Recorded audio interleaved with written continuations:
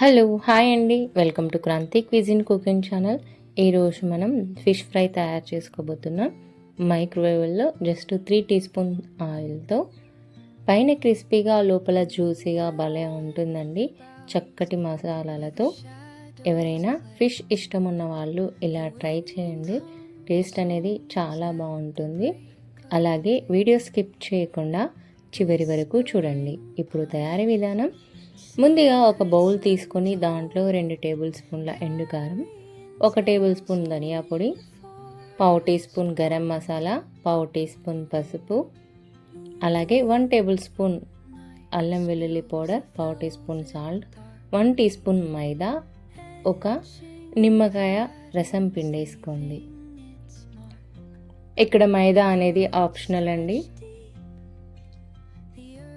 అలాగే ఒక 3 టేబుల్ స్పూన్ల ఆయిల్ వేసుకొని ఫస్ట్ మిక్స్ చేసుకోండి. ఇలా చూపించినట్లుగా ఇలా మిక్స్ చేసుకున్న తర్వాత కొంచెం మంచినీళ్ళు యాడ్ చేసుకోండి లూజ్గా అవ్వడం కోసం.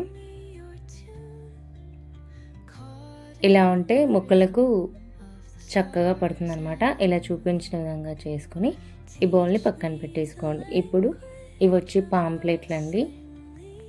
ఫిష్కు ఇలా చూపించినట్లుగా లైన్లుగా కట్ చేసుకోండి. అప్పుడే మసాలా అనేది చక్కగా లోపలికి పోతుందన్నమాట. మనం కలిపి పెట్టుకున్న మసాలాలు చేపలకు బాగా పట్టేలాగా 2 వైపులా మసాలాలు పెట్టండి. ఇలా చూపిస్తున్నట్టుగా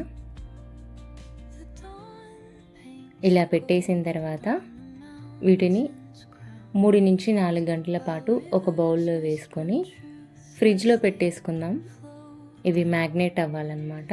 అప్పుడే మసాలాలు అనేవి చక్కగా ఫిష్ ముక్కలకు పడుతుంది, టేస్ట్ కూడా బాగుంటుంది అనమాట. ఇప్పుడు ఈ కవర్తో బౌల్ అనేది పూర్తిగా ఇలా కవర్ చేసుకొని ఫ్రిడ్జ్లో పెట్టేసుకోండి. ఇలా పెట్టుకోవడం వల్ల స్మెల్ అనేది బయటకు లీక్ అవ్వకుండా బాగుంటుంది.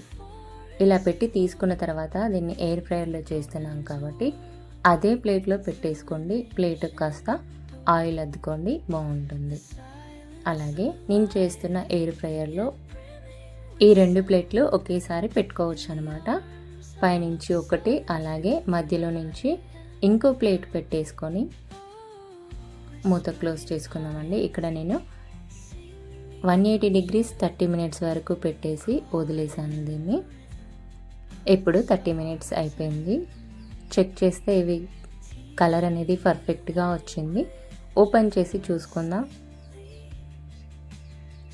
చూసారు కదా, కలర్ అనేది చాలా బాగా వచ్చింది. అలాగే ఇవి మనం అచ్చం డీప్ ఫ్రై చేసిన టేస్ట్లోనే ఉందండి. మీరు కూడా ఎయిర్ ఫ్రైయర్ ఉన్న వాళ్ళు తప్పకుండా ఈ స్టైల్లో ట్రై చేయండి, టేస్టీగా ఉంటుంది. Thanks for watching. వీడియో కనుక మీకు నచ్చినట్లయితే లైక్ చేయండి. మరిన్ని వీడియోల కోసం మన ఛానల్ని సబ్స్క్రైబ్ చేయండి.